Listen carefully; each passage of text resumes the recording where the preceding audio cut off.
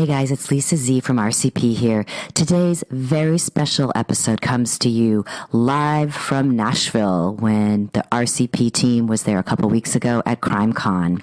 On this episode, you're going to notice in the very beginning there's a little bit of a crackly mic going on, but eventually things even out, and I think you're really going to enjoy this panel with Jim, Laura, and I, and our very special guest, Jane Carson Sandler, who tells her very moving story, and Mike Morford of the Criminology Podcast. Enjoy.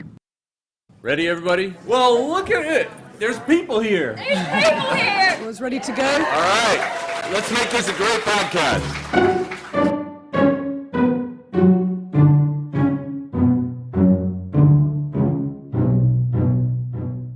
If you love this podcast, I'm sure you're looking for other great true crime podcasts to listen to. Wondery, the network behind this show, has other podcasts for you, especially if you love the way we tell stories here on Real Crime Profile. Great shows like Best Case, Worst Case, Locked Up Abroad, and Hollywood and Crime. All of them are amazing storytellers that you're going to love. So if you're looking for more variation in your podcast like true crime, entertainment, or audio dramas, they're all available from Wondery. Just head to apple.co/Wondery. That's apple.co/Wondery. Or if you're an Android user, head to Wondery.fm. A notorious cold case finally cracked. Police believe a ruthless serial killer is now behind bars. Known both as the Golden State Killer and the East Area Rapist, investigators say their suspect committed at least 12 murders and more than 50 rapes across California in the 1970s and 80s. We were looking for a needle in a haystack, but we also all knew that the needle was there. Joseph James D'Angelo was arrested Tuesday night in Sacramento, just 10 miles from where the serial attacks began more than 40 years ago. Hello, and welcome to Real Crime Profile. This is Jim Clementi, retired FBI profiler, former New York City prosecutor, and writer-producer on CUS's Criminal Minds. And with me today is... Laura Richards, former New Scotland Yard criminal behavioural analyst and founder of Paladin National Stalking Advocacy Service. And I'm Lisa Zampetti. I'm the casting director for CBS's Criminal Minds, where Jim Clementi is my colleague. I cast psychopaths, victims, FBI agents, and everything in between. And I have a real interest in real crime and the minds that solve those crimes. And today we are live from CrimeCon Nashville.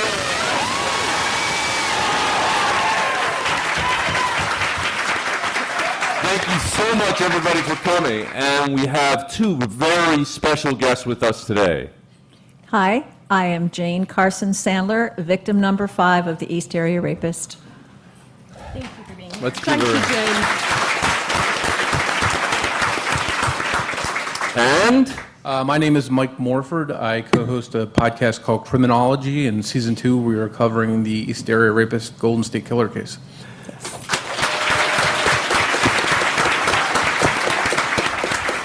well, as of course all of our listeners know, we like to look at cases from the victim's perspective. So we're very, very grateful and honored to have you here with us, Jane, and Mike too, because you also honor the victims of a very prolific offender. So thank you for being here. Thank you for having me. Yeah, thanks for having us. Okay. So Laura. why don't we start with Laura? And I just want to give a bit of a backstory because it was actually Morph and I, we met, was it in an elevator here in Indianapolis? Yeah, it was last year's CrimeCon at Indianapolis. And we bumped into each other and we had a conversation. Unbeknownst to me, 6 months later, he sent me an email to say that they were covering the East Area Rapist and the Golden State Killer case. And he had asked me, would I be prepared to come on the podcast? And when I started looking at the case, because Mike and Morph, just a show of hands of how many people have been listening to it. I mean, I highly recommend it. I've done a great job of putting together just so many victim stories and statements. And they've been in my ears for the last few months. And I went to London to deliver training on April the 25th, or just before that, I received an email from Morph and from some other individuals saying that they believed they had the perpetrator in custody, which was an incredible feeling. I mean, for me, I can certainly talk about my own experience. I was just so ecstatic I couldn't sleep. And every police officer training session that I ran, I kept talking about this case to blank faces because many of them hadn't heard of this case. And so I know Jane feels strongly about speaking out about not just what happened, but her transitional story of where she is today. But I, for one, am very relieved that this very dangerous perpetrator is in custody. And many of you will know, if you know this case, he is a real sadist. From calling victims prior to his offence behaviour, prior to breaking in, to calling them afterwards too, and just some of the things that he was doing. And I'll ask Mike Morph, I'm going to call him Morph, just to give a little recap of some of the key points off of Criminology podcasts, and then we'll hear a little bit from Jane. Okay. So the East Area Rapist primarily stalked neighborhoods, and within these neighborhoods he would choose specific victims, randomly or whoever was available. But he would go into the homes, usually when there was no men at home, or in Jane's case, she was alone with a small child, and he would target them and he would tie them up, bind them, and eventually sexually assault and rape them. And a lot of times it was more about the terror that he was instilling as opposed to a sexual act. He was all about the terror. He would call the victims sometimes prior to the attacks and oftentimes after the attacks just to continue that terror. And one victim received the call 24 years later after her attack. So that shows you the level of sadistic personality that this guy apparently had. And he certainly did. I mean, I remember listening to you talk about the first, what was seen as the first case, and one of the victims was lying in bed. She was sound asleep, but she woke up to a noise, tapping. And when she looked across, in her doorway, there stood a male with a balaclava on, who was tapping a knife on the doorframe, and he was naked from the waist down. He was sending a message to her about what was going to happen next. And that's why I knew this wasn't victim number one. This was somebody who had been offending for a period of time, and he was very sadistic and a very dangerous individual. Absolutely. And I know that when we looked at this case, when I first came into the behavioral analysis unit, and we went through unfortunately dozens of cases in great detail, and what was overwhelmingly clear is that this person not only was a sexual sadist, but that he had some extreme ability to avoid law enforcement. And because of that, we felt that he was most likely a cop. That turned out to be true. So you knew that all the way back then? Yeah, sure. And when we found out that he had gotten arrested, and it turns out he was fired from the police department that he was in after 6 years because he had shoplifted, I believe it was a hammer and some dog repellent. And maybe you can't understand why somebody would do that. But he didn't want an actual record of the transaction because he was being forensically sophisticated. And he didn't want his kill kit or his rape kit to be known and traceable back to him.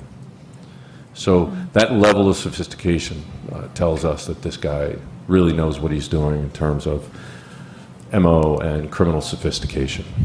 So when he calls the victims behaviorally after all that time, it's just to relive it, to get the rush? Like, is it like... Well, part to relive, but no, to reinstill fear, so that the fear never goes away, because he is a sexual sadist, and by definition, they're sexually aroused by causing and witnessing the fear in their victims. So that is their point of sexual arousal. Many of them don't even have to engage in sexual acts as long as they can witness this, because that gives them an orgasm.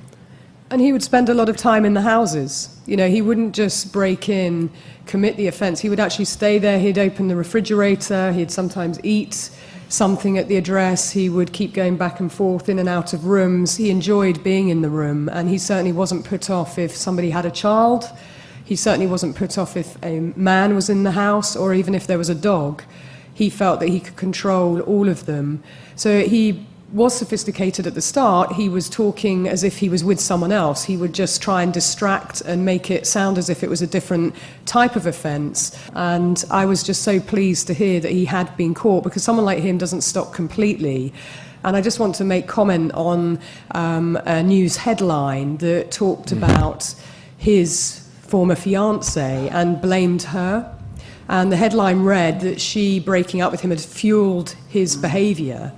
And I want to make it absolutely clear that Bonnie, his fiancée, had nothing to do with his behavior. Yeah, I mean, what was he doing to her? Why did she leave him? Why did she, quote, break his heart? That's so ridiculous. It's so the opposite side. This man is a sexual sadist. She didn't make him into that. He is a rapist, a serial rapist, and a serial murderer. How could you possibly blame any victim or any person in his life for that? It's so It's unconscionable infuriating. to have a media, Yeah, you have to have cut a that paper. narrative off. Right. So I challenged it on Twitter, but it was just incredible how many other people have picked up on it too. And they're the kind of narratives that we have to stamp out, because it's his responsibility taking. He was married, of course, and I'm going to be very interested to hear what she has to say. And Morph and I talked about this a little bit, because you said that family members were very surprised about him, but I would imagine that coercive control would feature there. Sometimes people don't know that they're being controlled or that there's abuse, but what neighbours reported was that there were epic shouting matches. So epic shouting matches, which were no doubt a domestic violence related domestic abuse. And if there's no physical abuse, well, that doesn't mean to say it's not abuse, right? And that's why we opened up with coercive control. And this power and control dynamic I would expect to see in his everyday life too. So there's a lot more that will no doubt come out about him in particular. But we don't want to memorialise him and give him that power and control either. I want to forget his name next week. That's what I want to do. And he is forgettable. What we want to remember is the victims and their families. And that's one of the reasons why, again, we're so happy to have Jane with us today.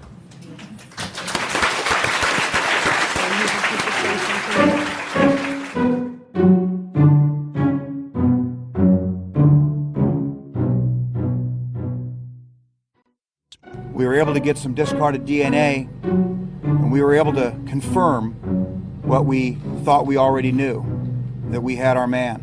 It is time for the victims to begin to heal. I first want to thank every one of you for following this case.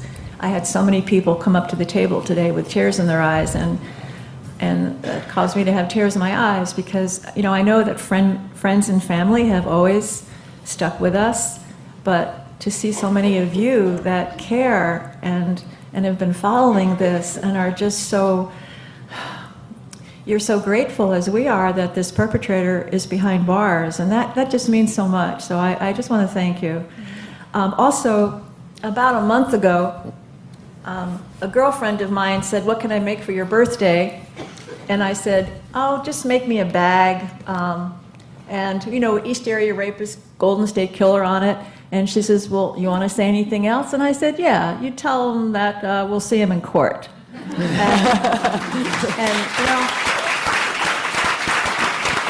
So not only did she make the bag for me, but she made the shirt.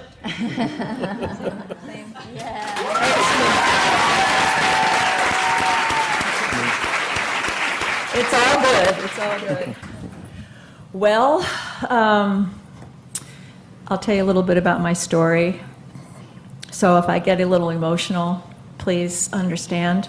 I've told it many times, but for some reason, sometimes I just tear up. And tonight at 10 o'clock Eastern Time, you'll see the story on 2020 on ABC. So be sure to check in on that. And I did get emotional on that one.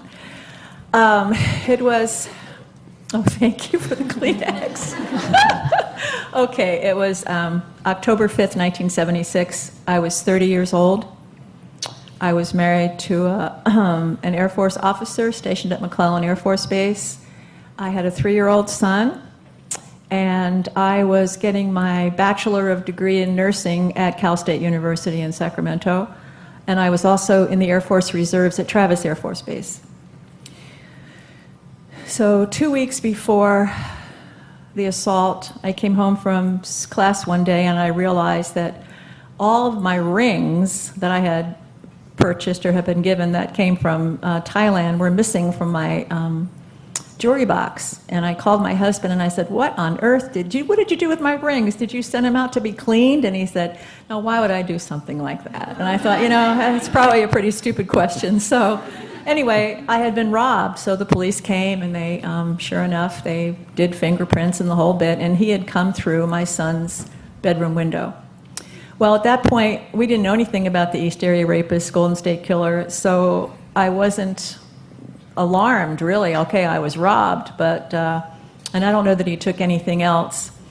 So that morning that I was raped, my husband had just left for work. I heard the garage door close. It was about 6:30 in the morning, and my 3-year-old son had just gotten in bed with me. And within a few minutes, I saw a flashlight shining down the hall, and I yelled out to my husband, what did you forget? What's going on? And it wasn't my husband. It was this man standing next to me, shining this flashlight in my eyes, wearing a ski mask, black leather gloves, black jacket, high-top black sneakers, and holding a large butcher knife, telling me in clenched teeth, shut up, or I'll kill you. And if he said that once, he said it multiple times, shut up, or I'll kill you. So at first I think he said to me, where's your money or something, I don't know, but I was relieved. I thought, oh, he's just going to rob us and then he's going to be gone. Well, I soon realized that's not what he was there for. He immediately tied up my son and myself with shoelaces. He gagged us. He blindfolded us, and then he took my son and he moved him. I wrote a book. It's called Frozen in Fear, and the reason I named it Frozen in Fear is because that was the major emotion that I was feeling that whole time. I do not remember the rape. All I know is that my heart was beating so fast I thought it was going to come through my chest, and I kept wondering, what did you do with my son? That was my fear. I had no idea. And people say, well, what would you say to him today if you ever got a chance to, talk with him? I'd say, why did you move my son? Where did you move my son? And was it because you wanted more room on the bed when you raped me, or was it because you were just being nice and didn't want him to, be around when he was performing his act? So I really don't remember much about the rape. I was just so emotional, so scared, so terrorized over where's my son. So then he untied my ankles, and then I knew what he was there for. So again, I don't remember much about it, except he did have a small penis, and I think everybody knows that now. Which is great. Everyone knows he has a micro penis. And they checked it out yesterday, yes. And I'm very glad that he was tremendously humiliated. Yes, thank you. Yeah.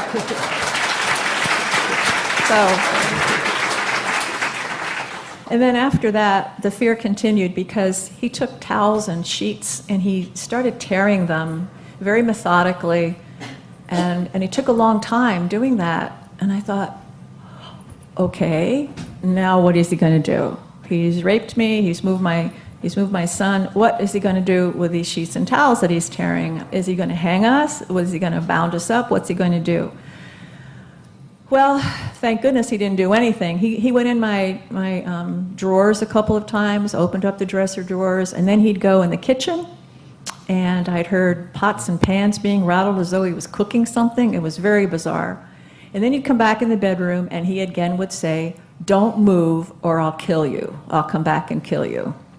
So it was back and forth, back and forth. I don't know how long he was there, but after I hadn't heard any noise in the kitchen for maybe 15, 20 minutes, and he hadn't been back in the bedroom, telling him he would kill us if he heard anything, I was able to get my blindfold down, and I saw that it was getting light. So I looked over at my son, and praise the Lord, he was asleep. And I think that's God's way of protecting him. So I woke him up and I said, we've got to get out of here, we've got to get out of here. So we quickly jumped out of bed, and I know that we didn't really untie ourselves. I don't remember that much, but I know we hobbled down the hall and tried to go out the front door, but he had taken a chair and propped it up under the door handle. So then we went through the kitchen, and the sliding glass door was opened. So we hobbled around to the front of the house, opened up the gate, and yelled for a neighbor. A neighbor came, took us to her home, called my husband, and then called the police department. Then 2 men or 3 men, male cops, showed up, and I really didn't want to talk to them. And then my angel, Carol Daly, who you probably have seen on many shows, she showed up, and thank goodness, because I was able to at least, speak with her. She took me to the emergency room, and she sat with me, I know, at least an hour or so. But, she had to get back to work. We didn't have cell phones at that time. We didn't have 911 at that time. This is 42 years ago. So, but she stayed with me, and I'll tell you, I was a hot mess then, just like I am now. He took his knife, and he had scraped my chest with the knife. He didn't cut me, but he scraped me, so I had blood coming through my gown. And then, of course, my hair was I was a mess. So I went in to have my exam, and it was a male doctor. And the nurses that were there, I think they thought I was losing my mind, because one minute I would be laughing and just joyous that I'm alive and my son's alive and thank you, Lord. And then I would sob. So it was like I was bipolar. It was crazy. But after the exam, which was not very comfortable, I had to have a shot of penicillin, which was very painful, in case I would get a venereal disease. And then I had to have the morning after pill in case I would get pregnant.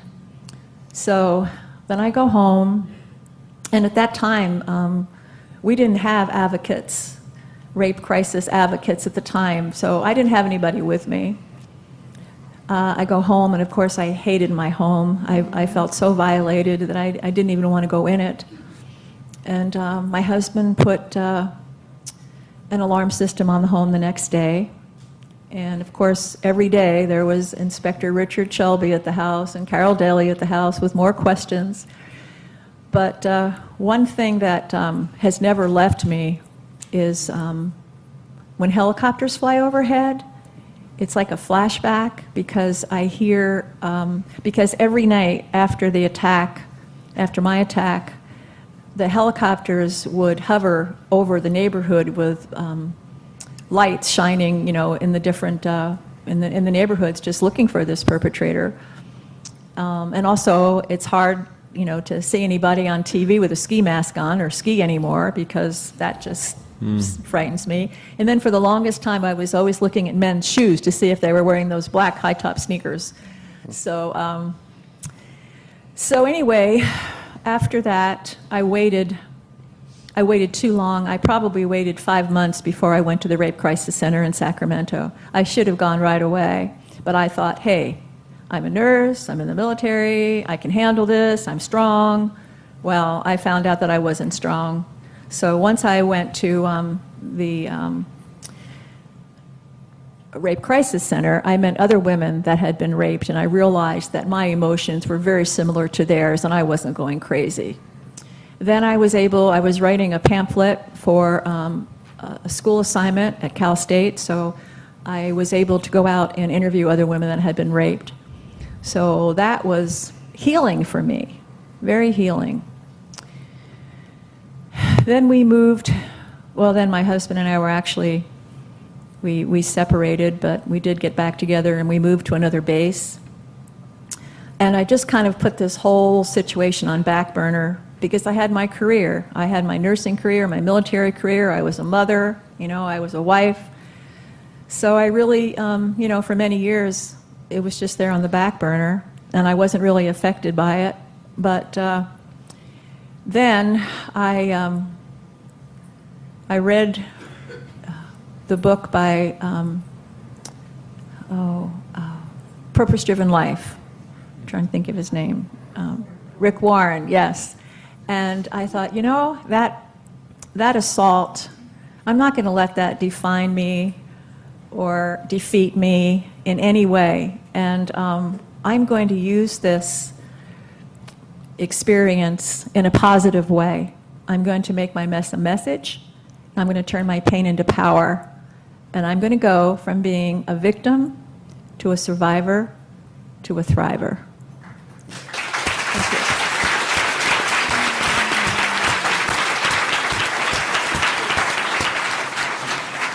So I started doing public speaking to women's groups, church groups, and then I went into prisons, and I would speak to rapists.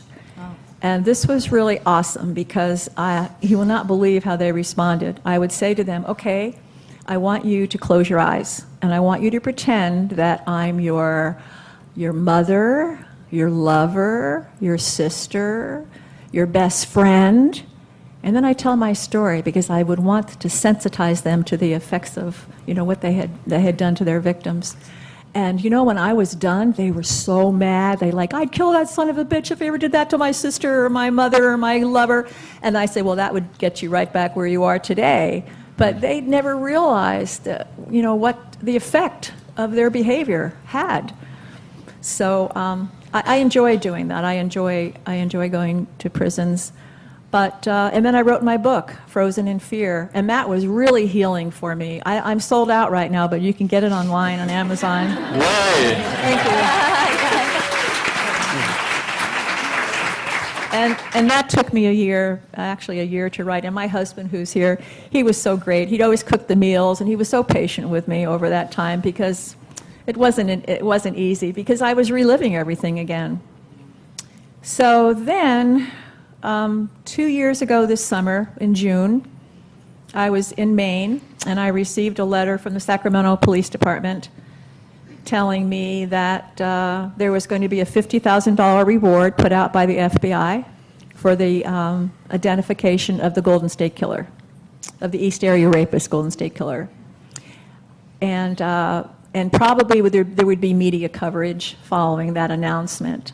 So I thought, well, it's about time. And I didn't realize why it was that, 2 years ago. And I believe it was because that was the date of the first time and he had ever attacked anyone. When, I guess it was maybe 7 years ago, my husband and I were down in Southern California, and we were at a conference, and Michelle McNamara was in touch with me and wanted to know if she could interview me. And I did have the privilege of spending some time with her. She was a lovely lady, and God bless her. She worked so hard on trying to have this man identified, and I'm just so sorry she's not here today, but she's watching down to us from heaven. But she had named him the Golden State Killer, and I wasn't happy about that because he was known as the East Area Rapist, and how dare she change his name to the Golden State Killer. But, it's a good thing because he just didn't rape, and he didn't just commit his crimes in Northern California. He went to Southern California, so he deserves to be called, the Golden State Killer. So anyway, in the last 2 years, it's really been a roller coaster of many interviews, public speaking, and it's so important for me, though, to get the message across that for anyone that's been assaulted, it's so important to share that with someone. Don't keep it a secret because you remain a prisoner if you keep that a secret and your assailant runs free.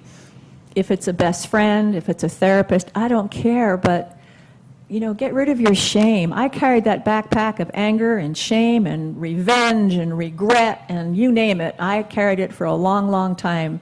And when I was finally able to forgive this guy, and I had to forgive him. That doesn't mean I don't want to punch him in the nose today, I do. But I had to because it was just weighing me down and I had absolutely no room in my heart for love. I was just constantly just bogged down by what he had done and how I wanted to get back at him. So the last 2 years have really, again, been healing for me. And I just want to encourage everyone to share your story.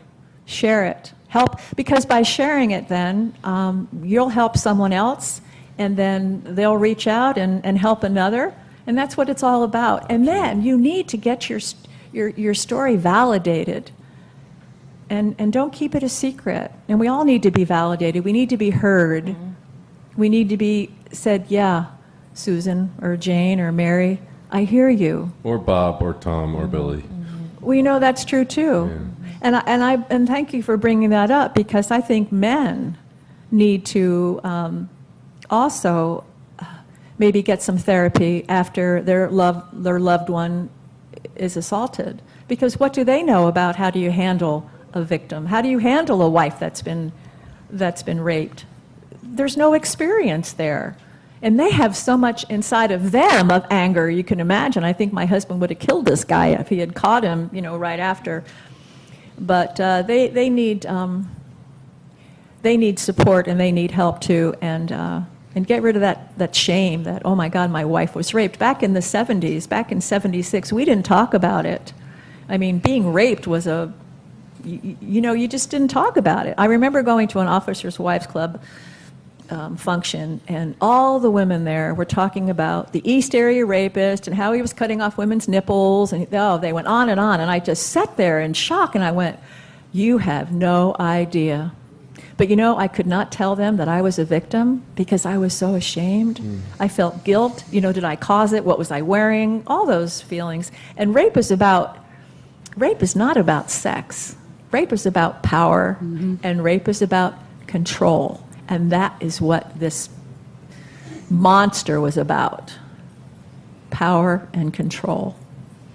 So I'm just so grateful to be here, and just thank you so much for following this case and supporting us. My event is nothing compared to what my friend Debbie Domingo, whose mother was brutally murdered, and my friend Michelle, whose sister was bludgeoned beyond recognition and raped.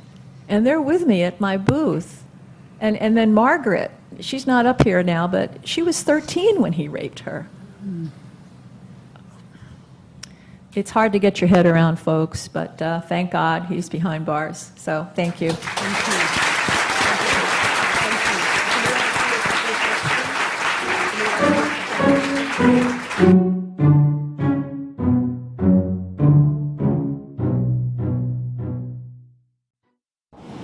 This morning, new details of the rigorous investigation that detectives say brought down the Golden State Killer more than 40 years after his alleged killing spree began.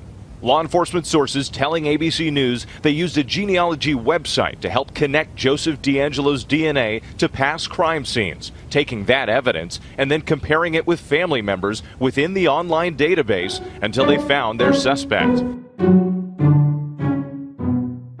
I just want to say thank you to Jane. I know all of you were with her through that journey, but it's not easy sitting up here, and it's certainly even harder talking about your own experience.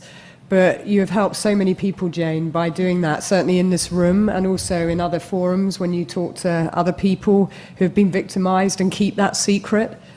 I think it's so powerful. And just to your point about power and control, because rape, as we all know, it's not about the sexual gratification. It is about that power and control. And I just want to give an aspect to that in this case, in that at a community meeting that was held, a man stood up, and it was after the first time he had broken into a house with the husband there.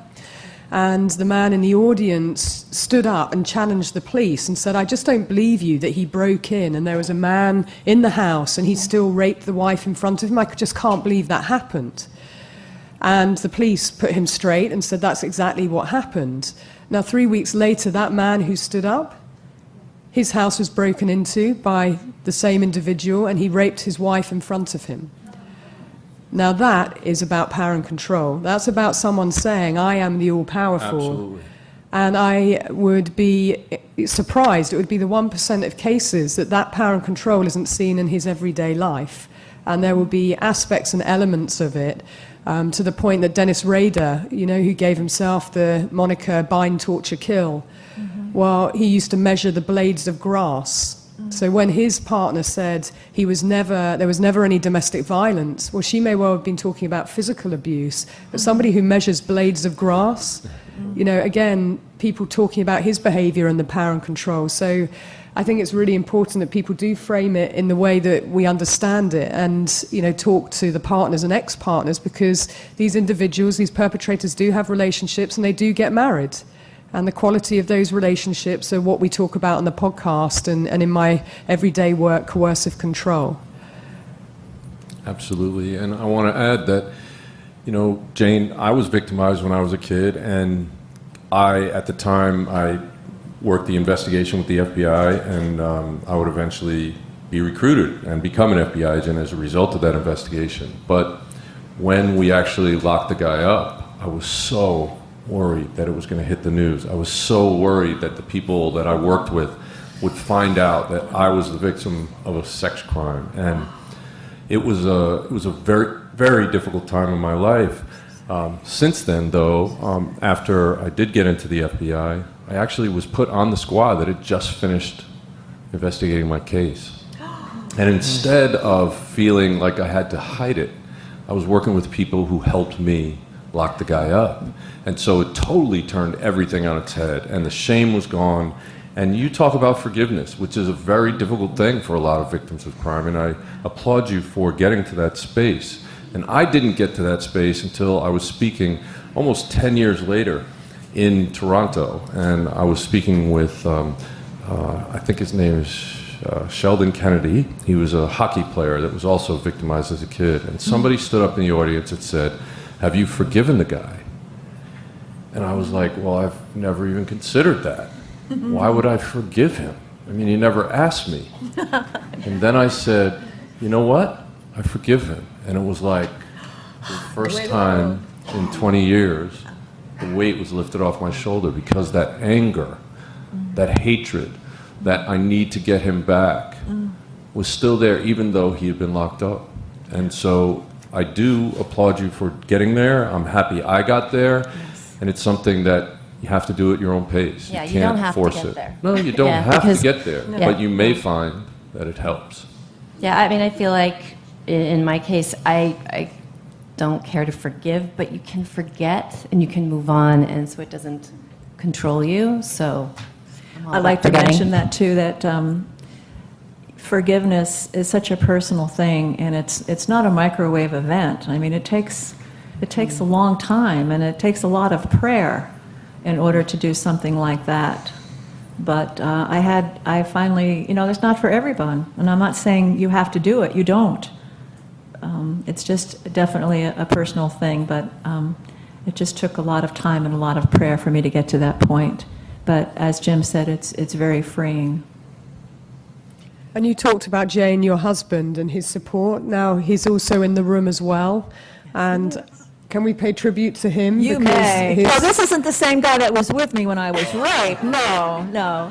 Okay. This is the guy I just celebrated my 24th wedding anniversary with. Congratulations. Hang up, Roger.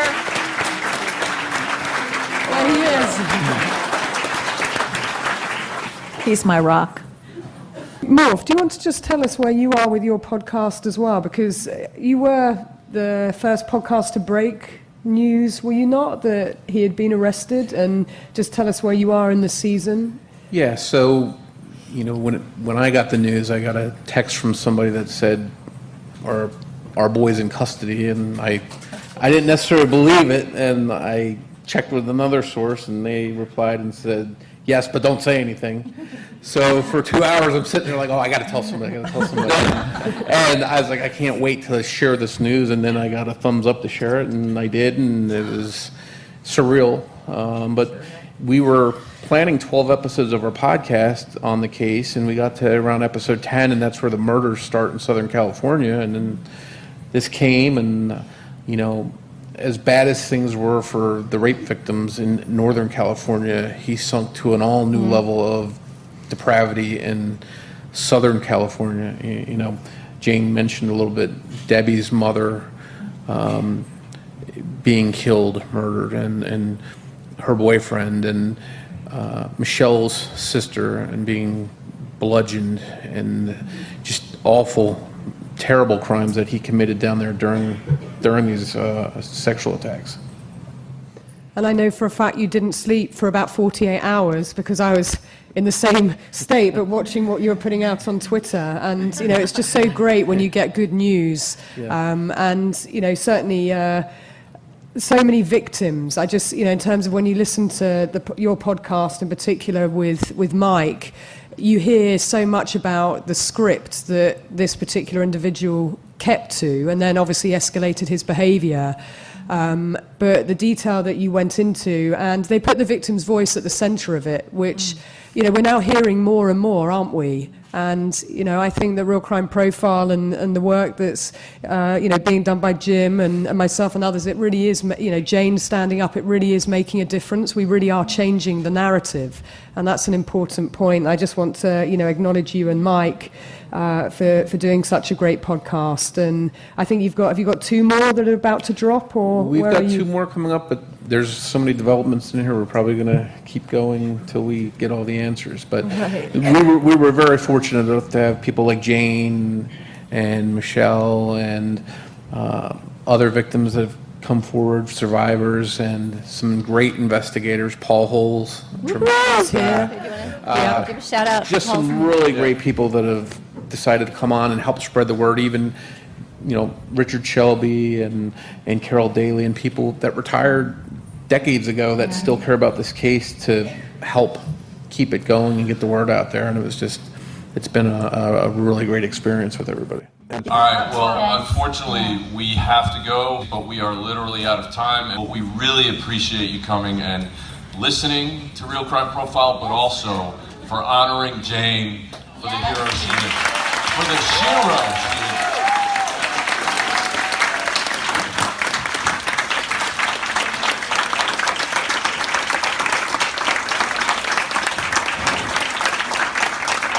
Thank you for listening to Real Crime Profile. If you like our podcasts, there are a few things you can do. You can take 2 minutes and go to Apple Podcasts and leave a 5-star review. You can also check out all Real Crime Profile offers and promotions and our sponsors in our show notes. Another thing you can do is go to Facebook and like our Facebook page, and you can also follow us on Twitter at Real Crime Profile without the E. And one last thing, please tell your friends, family and colleagues about us and spread the Real Crime Profile word. Thank you so much for listening. We really appreciate all of our listeners. Real Crime Profile is produced and edited by Paul Francis Sullivan. Sound engineering by Mike Thal. Music is composed by Simba Tsumba. Logo art by Jim Clementi.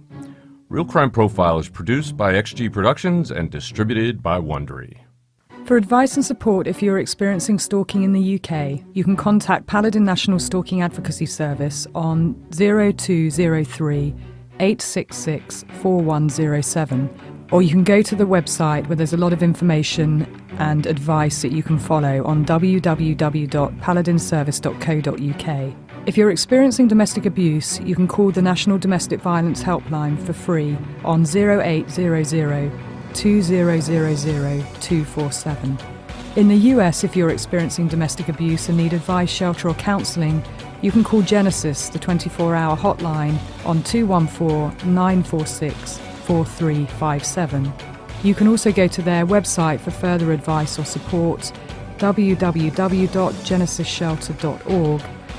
And there's the domestic violence hotline on 800-799-7233.